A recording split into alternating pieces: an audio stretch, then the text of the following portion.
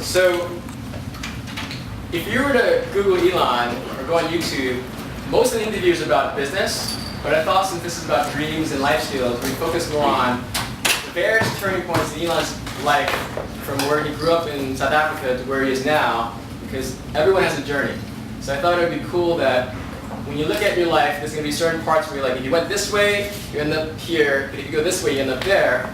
And in Elon's case, he went from literally Victoria, South Africa, to Kingston, Ontario, Canada, to Pennsylvania, which is the East Coast, to Stanford, which is in Northern California, down here. And it's a total of, if you look up, can you make it smaller?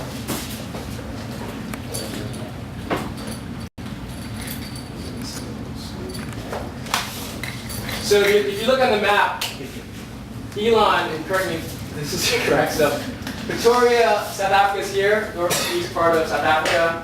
Then B is where he's in Canada, C was where he went to school, and then D, another school, and then finally E is where he is now. But if you add up all the amount of times that he came somewhere, it was 11,786 miles. And so when you look at your life, wherever you are, think about the fact that maybe you're where you started your first 5 or 10 or 15 years. Maybe you're where you are with your high school, but the point is, Elon had a journey, got to where he was. So I was going to talk to you specifically about 3 things. How important the place was that you grew up, the people that you were around, that you were surrounded with, and lastly, like, is the purpose that you have the reason why you found and saw people that you surrounded yourself with? So the first question I want to ask you is just like South Africa. Right. Do you know that Nelson Mandela is from South Africa? So he's like one of the most amazing leaders in the world. So Charlize Theron's from South Africa. Dr. Patterson Chong, who's like a revolutionary doctor. Why do you think South Africa, and you're obviously from South Africa, so what do you think about the culture and the people there make it a place where you have all these visionaries that grew up there? I think there's great visionaries in from almost any country. I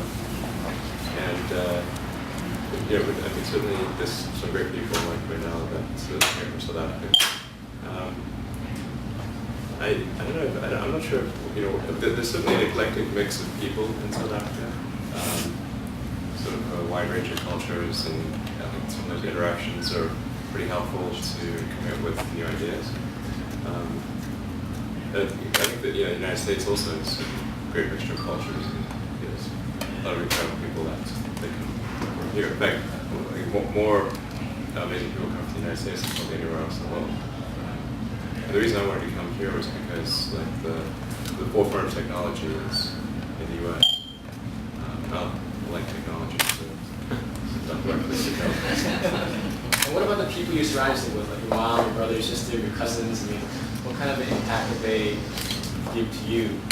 Because you might have a dream, but you still need the people around you to support or discourage you from your dreams. So did you have a very supportive family?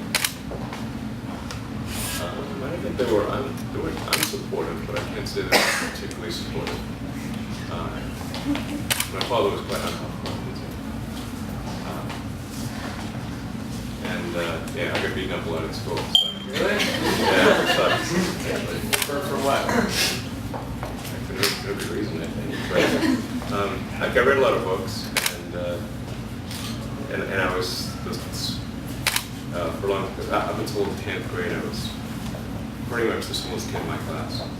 And then I kind of sort of grew after that. But I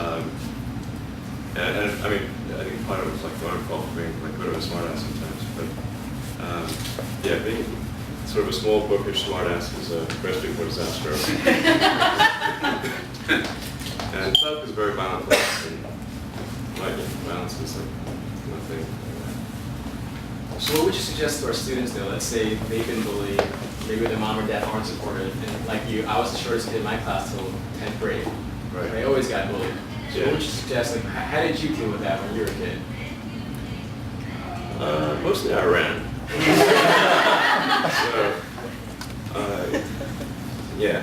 I think run or hide. Those are the 2 options, really.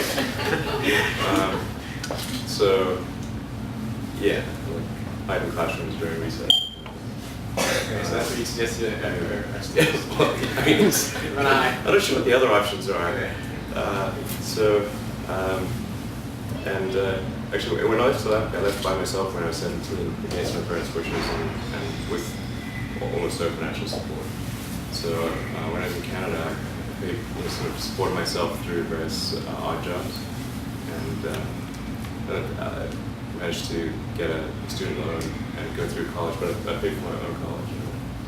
Well, I mean, got loans plus work. Eventually paid off the loans. And why did you choose Canada? Why Queen's University? That where you went, Kingston? My mom was born in Canada, so my dad was my grandfather, I should say, was actually American from Minnesota, but my mom hadn't applied for U.S. citizenship before a certain age, so she didn't have that, but she was born in Canada, so I applied for her Canadian passport and mine at the same time. And then I'd have 3 years after getting the passport. And then from Canada to UPenn to Stanford, like, what was the reasoning for that? Like, you just not go directly to Stanford or the West Coast. That's what you ended up wanting to go to. So, in Canada, the colleges are less expensive. It's kind of like maybe a state school, like if you go to University of California or one of the Cal State universities, the tuition is much less than it is in other places. So, instead of paying my way through college, anyway, I could go to some place other than Canada, was a scholarship or something like that. So, I didn't really think about U.S. universities, but after my second year at Queen's, I applied to UPenn and actually did get a scholarship, so I ended up going there in the 3rd year. And then after graduating, decided I wanted to pursue grad studies, applied to Stanford, got there. So let's talk a little bit about some of the turning points. I've read that when you were 12, you sold your first computer code.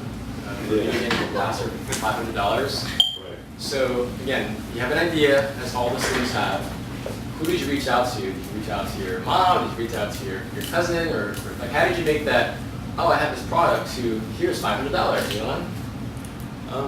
Well, I read a lot of computer magazines, and there was a computer magazine that you could sell software to, and then publish the software, and then send you a check.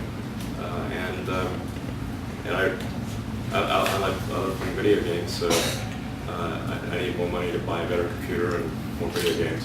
So I wrote some software and sold it to the sold a company, another one. When you were 12, did you have doubts? Because a lot of students might have those doubts where we have an idea, we think it's good, but again, from the idea to the completion, you just say, oh, I like this game, I'm going to try it out, so I'm just going to do it.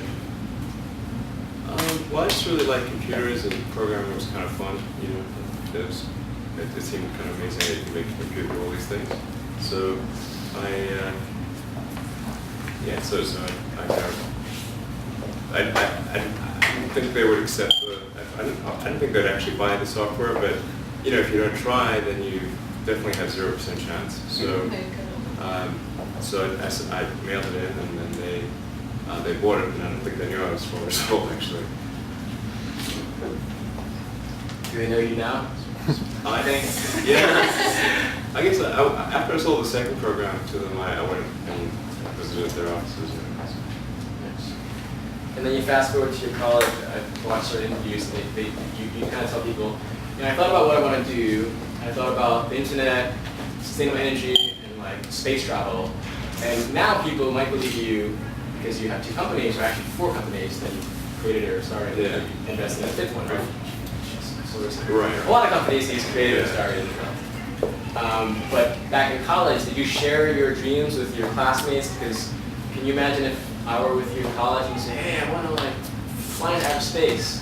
Did you have a desire that you share that with your classmates? Or again, going back to from the idea to the completion, what are some steps you might have taken so that students can think about that?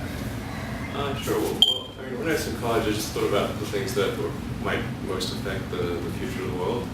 And there were actually 5 things, 3 of which I was confident would be positive, and 2 of which I thought could be have a mixed outcome or a question, no uncertain outcome.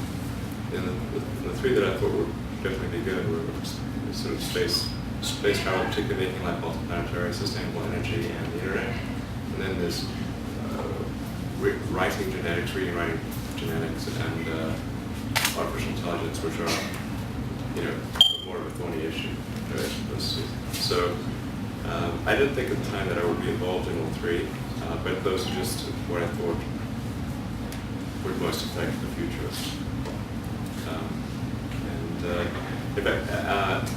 At first I didn't, it's not as though I expected to start a company. I actually just applied for a job at Netscape, which was the only internet company in '95. And then that sent my resume, I didn't hear anything. And I tried to hang out in the lobby. That's what your job did. Yeah, but I was too shy to talk to anyone, so that didn't work. So then I just started writing some internet software, and then my brother came down and joined me, and we created a company. But we still had virtually no money, so we had $3,000, and so we could afford to rent this really crummy office, which was cheaper than an apartment. So we just slept on a couch in the office, and then showered at the YMCA. So one more question, and I'm going to open it up to the students and some of the volunteers. So I was talking to Andy Bell, as the CEO of the shelter, right? And he talked about how the solutions that we want to find for any problem isn't just about resources, it's about relationships. So for you, the guy named Harry Rosen. Yeah, right. How do you really know a lot of details. I've read a lot. By Harold Rosen, yeah. So Harold Rosen was one of the guys that was instrumental in helping Elon with Tesla and SpaceX. Is that accurate? Not so much with SpaceX, but more with Tesla. In 2003, about a year after Tesla, SpaceX was started. So SpaceX was the reason he called me, but then he wasn't all that helpful with SpaceX, but he certainly helped in getting Tesla going. And he brought J.B. Straubel, who was ended up being one of the co-founders of Tesla, to the lunch, and they were trying to do like I think a hydrogen airplane or something, which it sounds cool, but I don't think it's very practical. But then they also mentioned electric cars, because Harold had done an electric car company called Rosen Motors that didn't ultimately succeed, but both JB and Harold were really interested in electric cars. And I mentioned that I was going to be doing my grad studies on ultracapacitors for use in electric cars, and then they said that I should get a test drive in a prototype for AC propulsion of an electric. It was an electric conversion of a kit gasoline sports car, and that really made it clear that you could create a long-range, fast electric car, and so we created Tesla as a result. So my question is for the students: they have a dream, they have to find people like a Harold. How did you actually meet Harold? Was it like friend or friend, or how did that? I'm not quite certain. I think he heard about SpaceX, and they gave me a call and suggested having lunch. Okay. It's just out of the blue. Does that happen a lot? Like people from out of the blue say, "Hey, Elon, I want to help you," or? It does these days. It didn't happen in the beginning. So what would you suggest for people that aren't in a more established position as you, but how do you find those business contacts or people that can develop those relationships to help you? Well, I think it's worth like going to if you go to places where such people are likely to be, and they just can try sort of cold calling people out of the blue. Then I got a couple of summer jobs that way. Yeah, but I think just sort of go out and try to meet as many people as possible. It's a good way to go. Thank you. So, any questions from the students or volunteers? I know majority. Did you have any downfalls where you thought was bad but was good in the long run? Well, it's certainly been sort of problems that we encountered along the way. All my companies at one point or another came close to failing, so it's very, very close. 2008 was probably the low point because we had our third rocket failure in a row, so we'd only had failures until that point. And I'd only planned to have enough money for 3 launches, so unfortunately we were able to scrape together enough to do a 4th one. But if the 4th one had failed, then it would have been game over for SpaceX.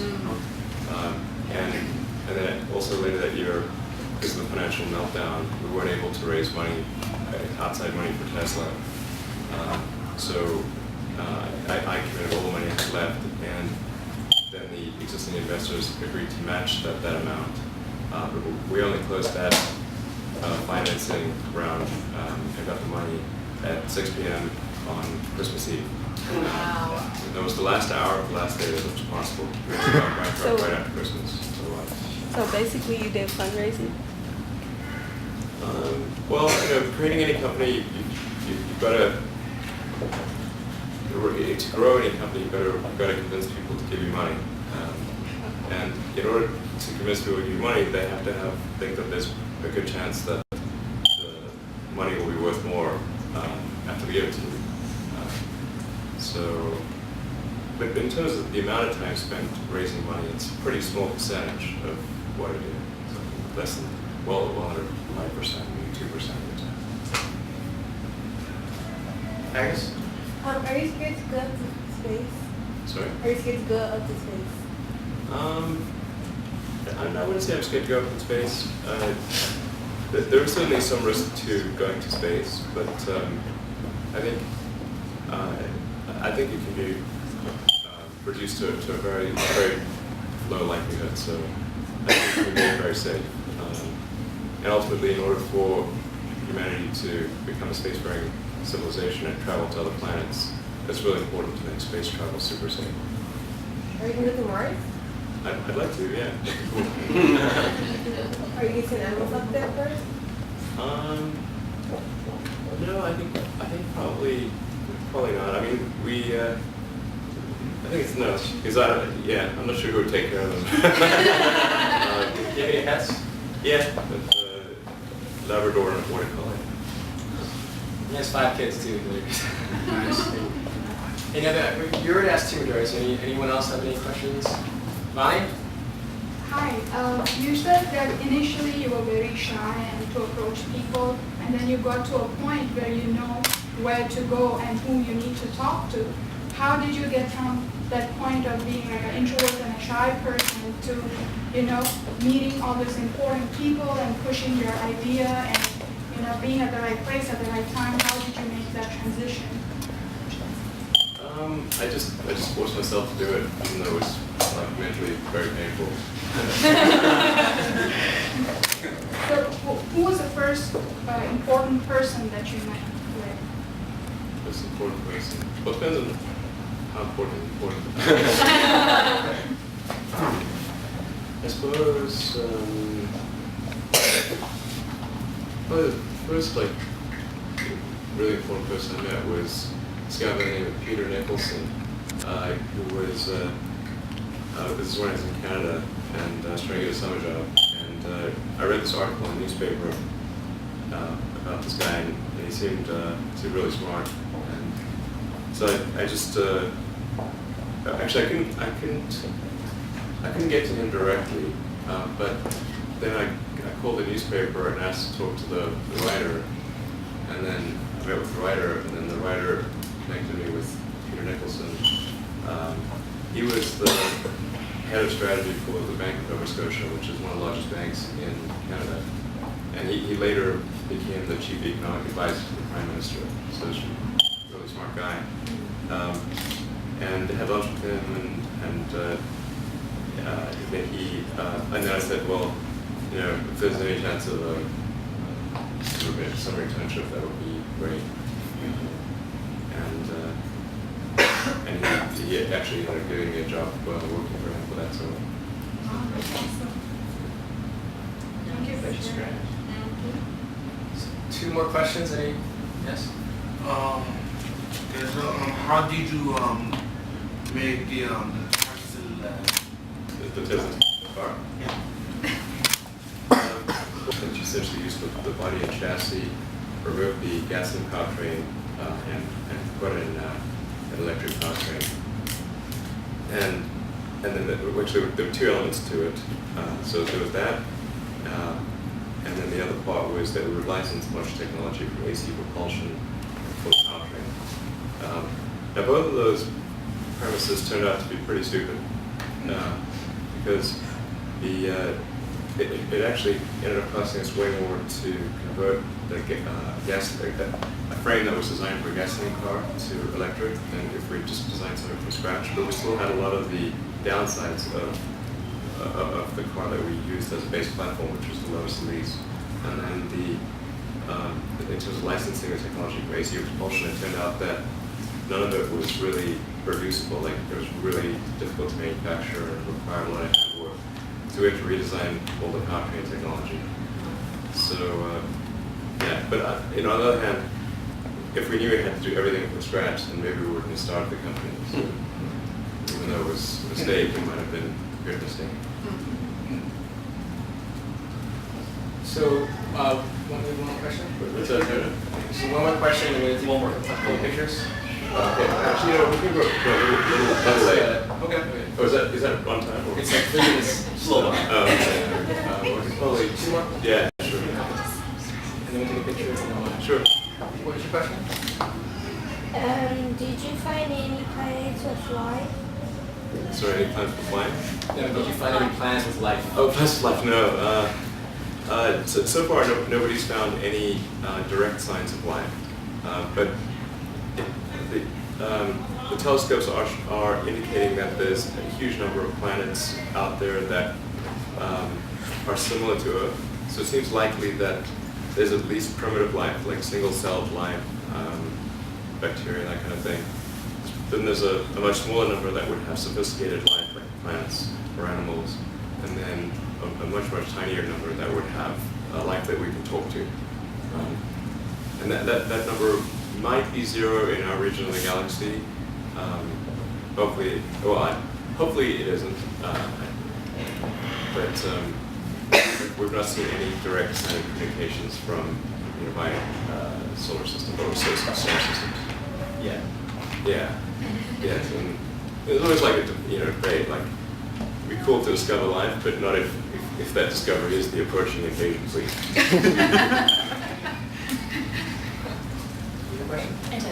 Not first student.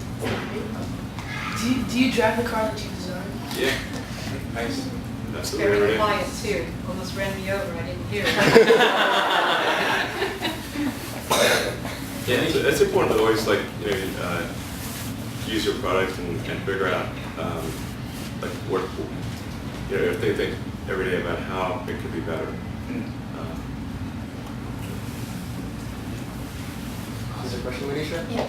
So how do you deal with fear? Fear of being wrong, or fear of failure, or fear of being ridiculed by media? So how do you deal with that? Well, I'd say I feel fear quite strongly. Sometimes I don't have fear, but I think if I think it's important enough, then I just override the fear. Just ignore it. But it does cause me a lot of stress and anguish. Justine? So I have a question for our students.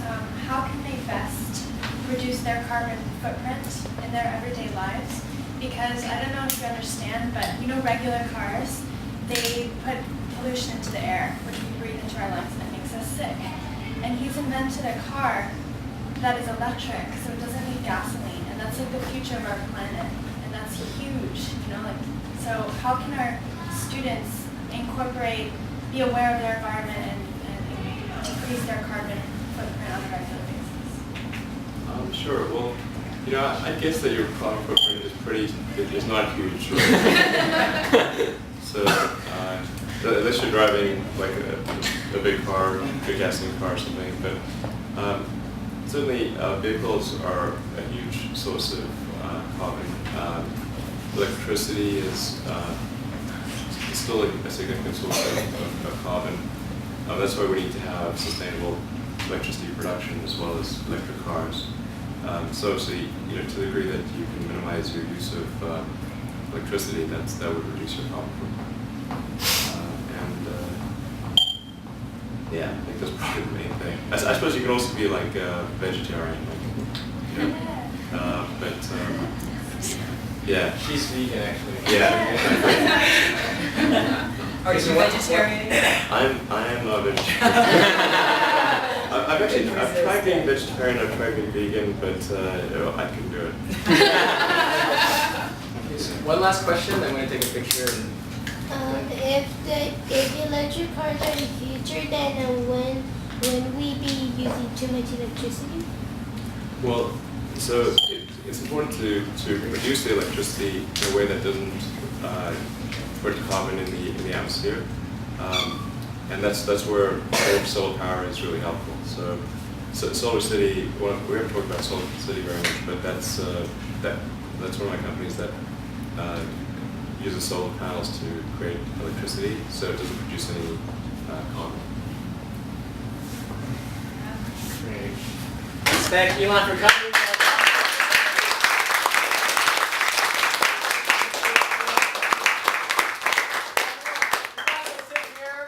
Everyone's going to surround Elon. We'll take one quick picture. Elon can sit down. Everyone surround Elon. One quick picture, and then he's on his way. I want to be in the picture with you a lot, man. Are you going to take a picture? No, I'll take it. Everyone surround Elon, please.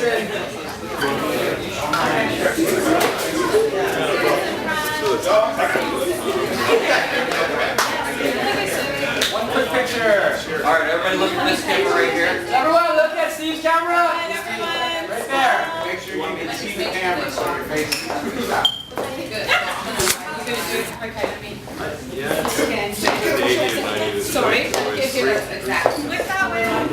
Yeah, the count of three, we're going to say Tesla, okay? On the count of three, we're going to say Tesla. 1, 2, 3. Tesla!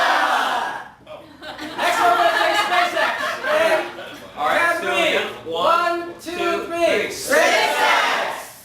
I'm going to give Solar Cities some love too, so count of three, Solar City, ready? 1, 2, 3. Solar City! All right. All right. Okay, 5-minute break. I'm going to walk you down to his car, and then we're going to start the second part with Andreas. So 5-minute break. Getting nice to meet you.